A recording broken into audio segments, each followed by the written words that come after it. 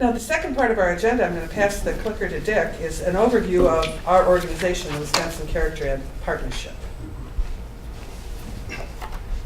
This began 7 years ago, and it began as an offshoot of the national organization. We're informally connected with the national organization. But it began with the idea that we wanted to serve the professional community in Wisconsin and assist them in moving in the direction that's just been described to you. And so, being the listeners, we went to what then was the Jefferson area statewide character education conference. And we asked the educators, we gave them a list of things on board. And they looked at the list and they said, all we want, and it wasn't on the list, is just give us credit for what we're doing. So we listened closely. And the advisory committee of WCEP, made up of mainly educators, superintendents, principals, a school board member, and a businessman, decided, and there was one college academic person. They said, well, then that's what we should do. And we came up with what we call promising practices. It's one of the 11 principles. And so the next year, we submitted, we sent out applications. If you are interested in getting recognition, submit one of those 11 principles. An application would take an hour and a half to fill out. A committee of teachers, headed by somebody who had been certified, was being certified actually, at a national level, to be a judge of state schools of character, processed those applications. And a group of schools received the promising practices. That practice has evolved into all the states, many of the states that are involved in this, and to the national level. So there's hundreds of them given out at the national level. And we give out usually a dozen to 20 of these a year, and have been for a number of years. That then was the lead to go to the state schools of character. And so 4 years later, we had our first National School of Character from Milwaukee. Their first application wasn't even considered. It was that far off.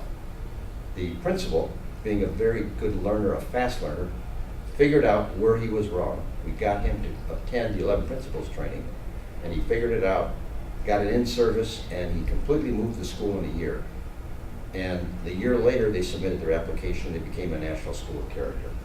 It's one of the schools that Bob studied in. For the first one in the state of Wisconsin. Yeah.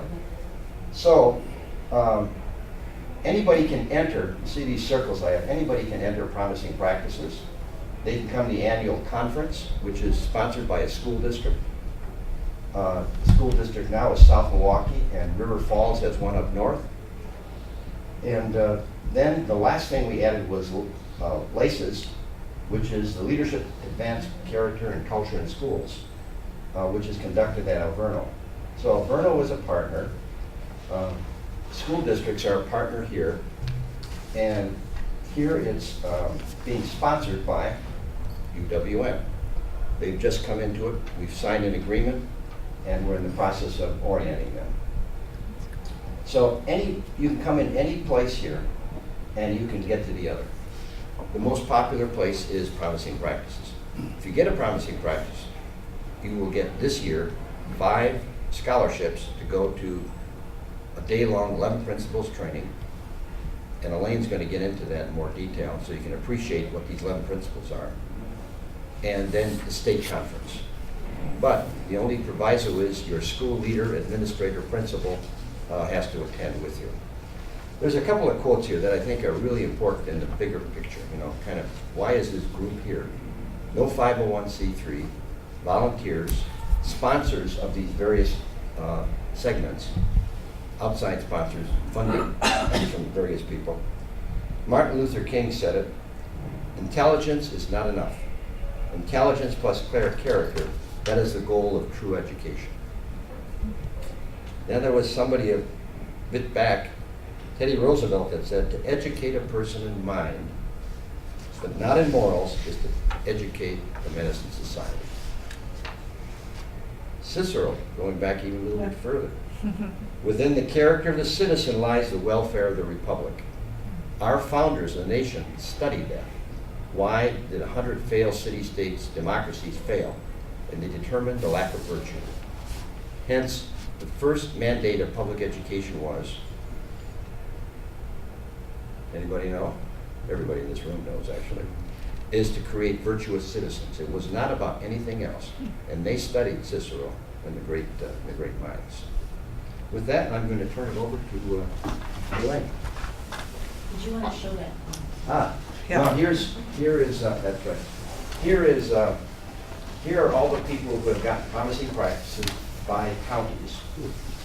Yeah, that's just this year. And there's another map that shows the state schools of character, where they're coming from. And 2 of them this year come from the urban city.